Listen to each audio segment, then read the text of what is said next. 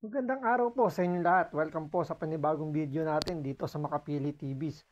Ngayon, pag-usapan lang po natin itong si Romualdez at tila may interest sa pagkakabakante ng pagiging kongresista ng Negros. So, bakit natin nasabi o bakit nasabi ni Banat Bay na tila mayroong interest dito si Romualdez? So, panoorin po natin ito at tingnan nyo kung sino-sino po yung mga maglalaban-laban para sa bakanting pwesto ni Kong Arnie Tevez para malaman nyo kung ano yung sinasabi rito ni Banat Bay. Pero bago tayo magsimula, baka pwede magpalambing naman sa inyo. Kung di pa kayo nakasubscribe, pakipindot naman yung subscribe button at pakilike na rin yung mga video natin. So, panoorin natin to mga insan, nagmekos-mekos na yung yung magkakaanak na magkakalaban sa pagiging kongresista, mga mekos-mekos na. Posibleng muli magharap ang pamilya Tevez at Degamo sa special election sa Negros Oriental para sa nabakanting posisyon ni dating Congressman Arnulfo Tevez. Nasa frontline balitang yan, Gary De Leon.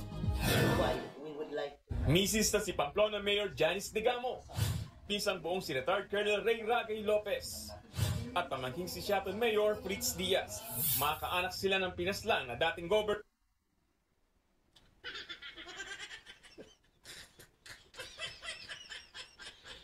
Si Mayor Ferrari.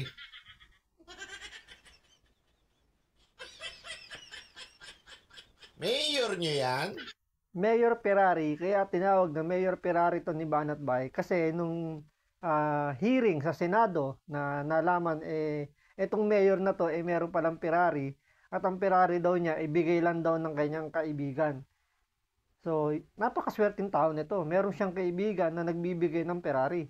Kaya tawag dito ni Banat Bay si Mayor Ferrari.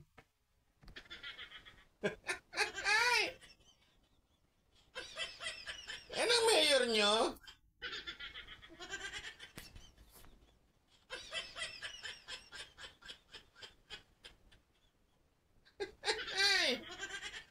Mayor Fritz Diaz. Makakaanak sila ng pinaslang na dating governor ng Negros Oriental na si Roel Degamo. Sila matutunog na pangalang magtatapat-tapat sa pagka-congressman ng 3rd District ng probinsya sa special elections na gaganapin sa December 9. Magkakaroon ng December 9. Special election. Kapalit nung kay Kong Arnie Tevez. Sino maglalaban? Walang iba, kung sila-sila din. Yung tatlo magkakamag-anak, makikinabang sa pagkawala ni Kong Arnie Tevez. Congressman yan, ha? Alam mo naman, pag may congressman, merong extraordinary fund. Kaya kahit sila yung magkakasama at magkakamag-anak, mag-aagawan sila sa extraordinary fund. Siyempre, talo-talo yan. Kahit magkakamag-anak yan, kailangan nilang paglabanan yung pwesto. Dahil nga naman, di ba, 15 million pesos kada taon ang kinikita ng congressman. Wala pa dun yung mga pakiusap. Wala pa yung 13-month. Wala pa yung bigay ng speaker. So, talagang kahit magkakamag-anak, pag-aawayan talaga yung pwesto na yan. Wala nang kami mag-anak dito. Magkakalaring kami kaibigan. Laban kung laban na to. Diba? Sabi ko sa inyo yung pangyayari dyan, walang iba yan kung hindi politika. Politika talaga yan. Yung pagkawala ni Kong Arnie, kaya tinanggal ng kamera. O, tingnan nyo pa ha. Di ba tinanggal si Kong Arnie? Tevez sa kamera. Sino nagtanggal? Alam naman natin, walang iba kung hindi yung leader nila, speaker nila doon. Tinanggal siya doon, di ba? Bilang congressman. Tapos nag-aagawan na itong mga kalaban ni Kong Arnie. Lahat ito kalaban lahat ni Kong Arnie. Tingnan nyo mangyayari ha. Tingnan nyo. Wala pang pinal na magiging kandidato. Kaya nakikiusap na si Colonel Lopez kina Mayor Degamo at Mayor Fritz na magparaya na. Dahil ako ang lumaban para sa aming grupo. So ang sa akin, ang aking stand is I should be the one to still run. Ito daw kasi yung tumatakbo at lumalaban lagi kay Tevez. Hindi naman sila Mayor Degamo at saka hindi yun si Mayor Fritz. Okay? Ito talaga yung lumalaban daw kay Tevez. Ngayon, nung nawala na si Tevez, So sabi niya, parang siya na, magparaya na kayo. Ako naman talaga yung kalaban eh. Eh bakit gusto ninyong pasukin yung supposedly hindi naman sa distrito nyo? Tignan nyo, sabi niya, hindi naman niya distrito. Hindi naman daw distrito nila Digamo. This time. Matatandaan na bakante ang pwesto matapos ma-expel o matanggal noong Agosto si dating Congressman Arnie Teves Jr. na umano'y utak sa pagpatay kay Governor Digamo. Dati nang nakalaban ni Lopez si Teves sa pagka-congressman. Kinwestiyon din ni Lopez ang umuugong na pagtakbo ni Mayor Janice sa distrito, gayong taga 2nd District at nabiyudang alkalde.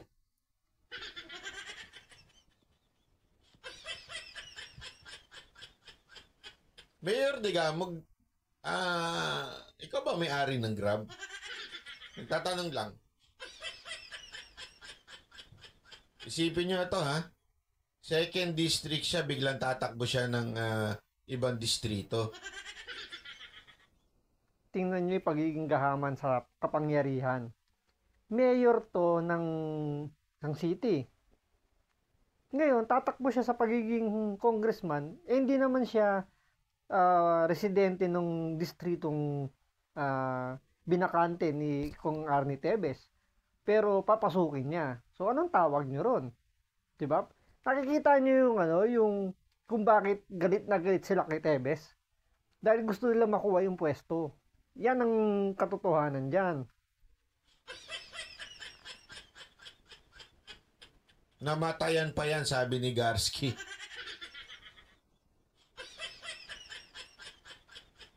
Wala ka, rehistrado ka sa ibang distrito, bigla ka lilipat ng distrito porket wala na si Teves. Sa bagay.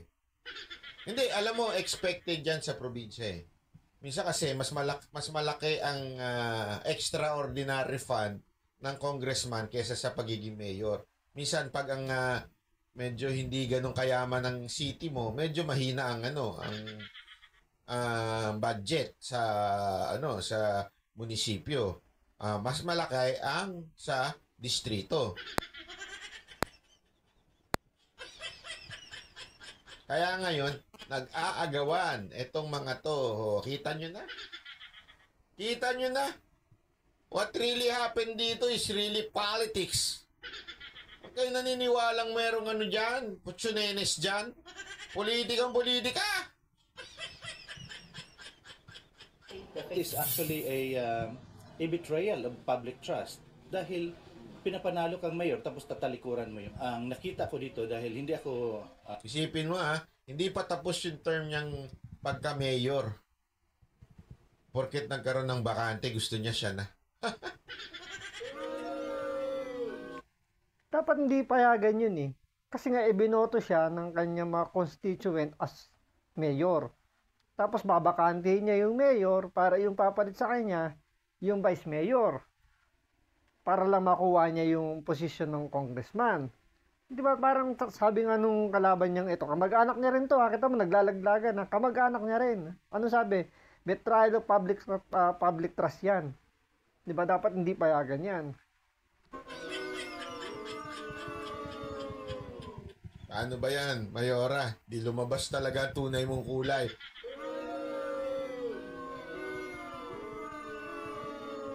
Lumabas talaga ang kulay mo. Hala mo. Eto, tanungin ko lang kayo. Tanong mo lang, simpleng tanong. Sinong nakinabang? Sige. Diba, matagal ko na sinasabi sa inyo yan? Matagal ko na sinasabi sa inyo yan na kung sino ang makikinabang. Kasi tandaan ninyo in every crime, diba? Yan ang isang bagay na inaalam ng mga investigador. Ano motive at sino makikinabang? Hindi ko nasasabi. Dito ang tinutukoy ni Banat Bay yung makikinabang dun sa pwesto ni Kong Teves na babakantihin. Hindi yung binakanting pwesto ni Governor Digamo. Magkaiba yon. So dito ang sinasabi lang ni Banat Bay dito ay yung babakanting pwesto ni Teves. Baka kasi isipin nyo, ang sinasabi ni Banat Bay ay yung binakanting pwesto ni Governor Digamo. Yung kasi pinalitan yun ng Vice Governor. Talagang matik yun. Pag nawala ang yung sumunod, parang sa presidente. Mawala presidente, susunod yan Vice President. Ngayon dito, ang sinasabi ni Batbay, yung binakanting pwesto ni Tebes, yun ang pinag-aagawan ngayon nitong mga to. Yan. Bumibigay kay Mayor Fritz.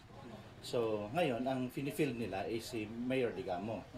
So, ang ano nila is mag-giveaway daw si Mayor Fritz in favor of Mayor Digamo. Parang mahirap na sitwasyon kasi nasa 2nd district siya. And in fact, I think, bumoto siya kahapon. Kinausap din daw si Lopez ni House Speaker Martin Romualdez na magpaubaya na siya kay Mayor Janice. Nadinig niyo yun?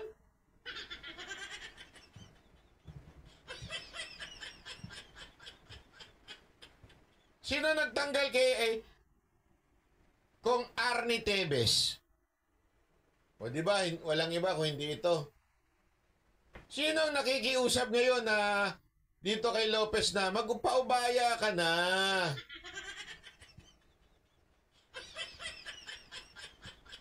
Tanungin ko kayo, ano sa tingin ni...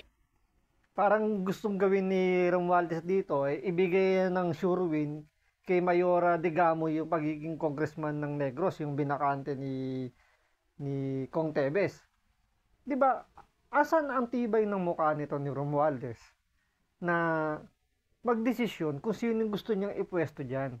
'Di ba ang tibay ng mukha na pakialamanan niya yung ano ng eleksyon? Demokrasya, andyan yung demokrasya natin, kaya nga may eleksyon. Hayaan nyo yung tao ang pumili kung sino yung maluluklok dyan. Hindi ikaw. Ikaw speaker ka eh. Pinamumunuan mo lang yung mga congressman. Hindi dapat ikaw yung nakikialam dyan. Yung motibo?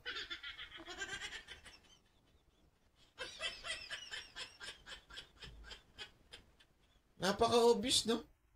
Tinanggal si Arnie Tebes. Pinagbintangan na kung ano-ano. Tapos, gusto lang palang ipalit yung asawa.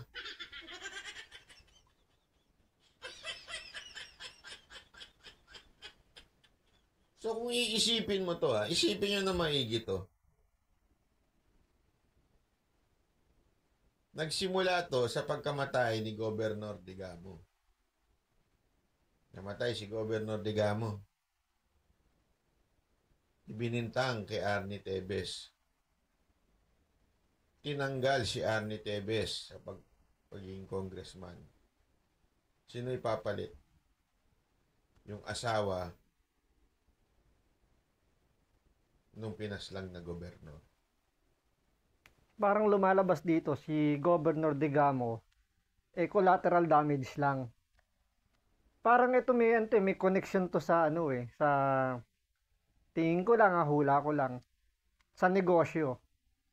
'Di ba nung tinanggal nung inakusahan na si Kong Tebes, pati yung mga negosyo niyang sugal diyan sa Negros, tinake over na ng ilang politiko, ng mga politiko diyan. So, possible na etong si Romualdez may alam o may kinalaman sa mga negosyo diyan. So, ginawa lang talagang collateral damage si Digamo para may pasok yung mga kaalyado niya, yung mga kilala niya na nag-ooperate din. Hula ko lang naman yon.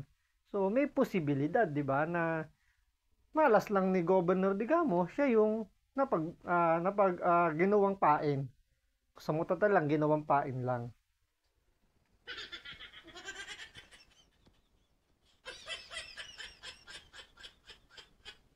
Sige nga. Sige nga ho. Wala akong sinasabi dito, isa lang sinasabi ko. Ganun ho bang katanga si Kong Arnie Tebes para patayin niya si Digamo? Isipin niyo mabuti yan. Gusto mo mawala ng kalaban? Patayin mo, ganun. Hindi, isipin niyo maigi,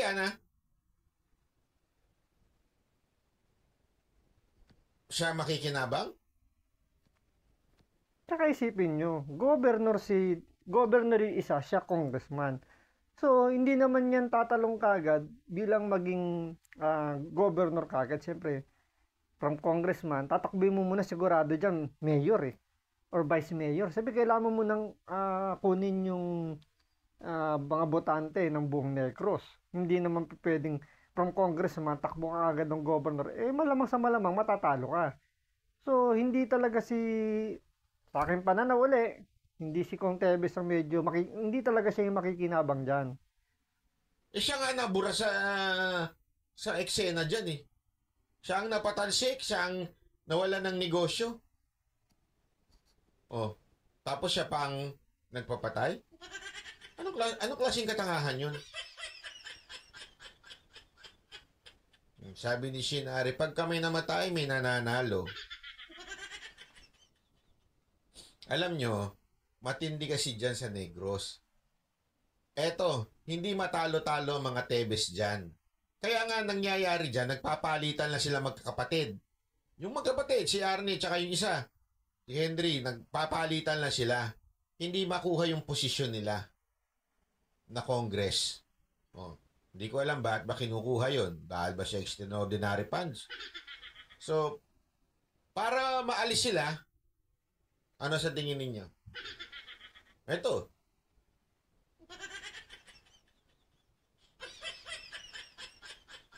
Hindi mo na kailangan ispelingin.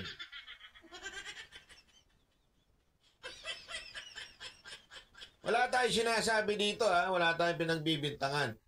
Ang simple lang sinasabi natin dito. Wala tayong pinagbibintangan tao ha. Ang sinasabi lang natin dito simple lang.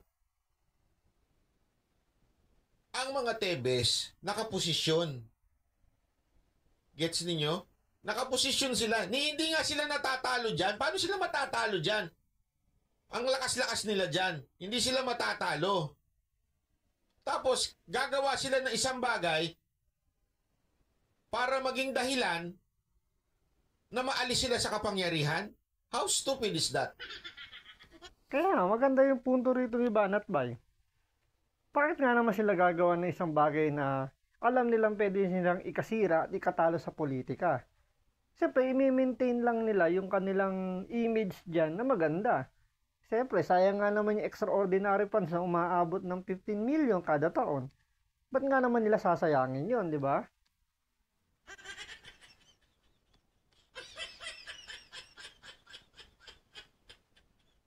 Ikaw na lang mag-isip eh. Kung ikaw yung nasa posisyon, stable ka sa posisyon na to, wala namang bumabangga sa akin dito eh.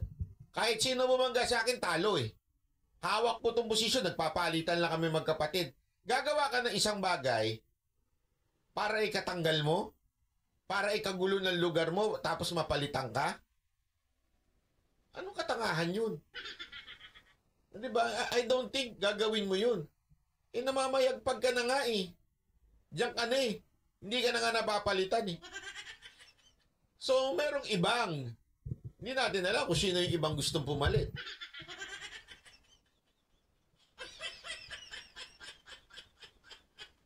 Ngayon, sino ba ang gustong ipalit ni yung speaker na yan? Oh, sino ang gustong ipalit ni speaker? Oh, pakinggan ninyo. Pakinggan. Ang mahirap na sitwasyon kasi nasa second district siya. And in fact, I think, bumoto siya kahapon. Kinausap din daw si Lopez ni House Speaker Martin Romualdez na magpaubaya na siya kay Mayor Janice. May mga nakikusap na wag akong tumakbo, I don't know for what reason. Pero hindi ako magpapapigil kahit kanino. Kasi ang pipigil lang sa akin na wag tumakbo yung tao dito sa third district. Naku, baka ikaw naman ang isunod.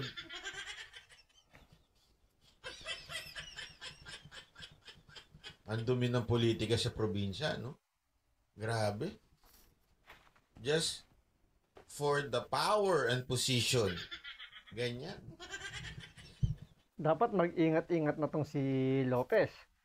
Dahil pagdating sa politika, sa probinsya, eh walang kamag-anak dyan. Medyo may kalalagyan to kapag siya talagang gustong burahin para hindi na makatakbo sa politika, pasensya na mangyayari dyan. Hindi ko maintindihan. Ito, siguro sa part 2 ito, pag-uusapan natin. Part 2. Anong benefit kay Romualdez nito? Bakit niya di umano daw, kinausap ito si Lopez at pinapaurong? Bakit gusto niya si Digamo? Malalaman natin yan. Ako may hula ako eh.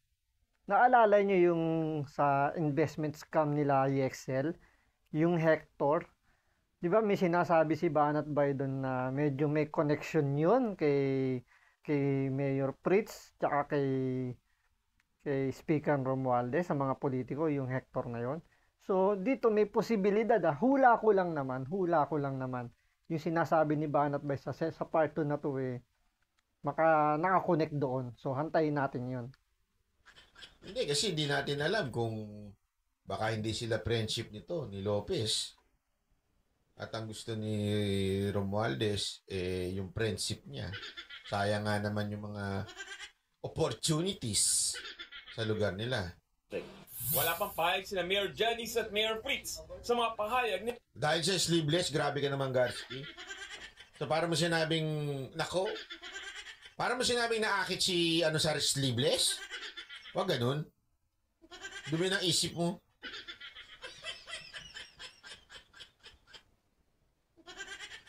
Para mo sinabing may, nako, ayoko sabihin yung may asim na, baka sabihin naman nila, feminist ako. Wag ganun. May asim pa kasi hindi pa naliligo kaya maasim. Grabe ka Banat Bay. Lopez. Pero nauna nang sinabi ni Mayor Janice na desisyon ng kanilang partido ang masusunod kung sino ang tatakbo. Umuugong din ang manipagtakbo ng kapatid ni Arnie Teves na si dating Congressman at Governor Pride Henry Teves. Some of them want me to carry the banner. Though my interest in going to Congress now is not really that high. Hindi ko alam kung gaano ako ka-motivated bumalik sa legislature because I had been there already. Wala naman daw problema sa kanya kung sino man ang tatakbo kina Mayor Janice. Isipin mo.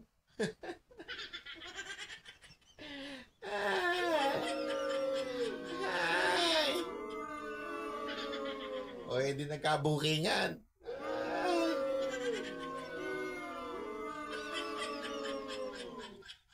Sabi ko naman sa inyo alam nyo, ang katotohanan, sa simula nyo lang madedenggo yan. Yung katotohanan, lalabas at lalabas yan. Tandaan ninyo yung mga kasinungalingan, yung mga drama-drama. Ako po, sus,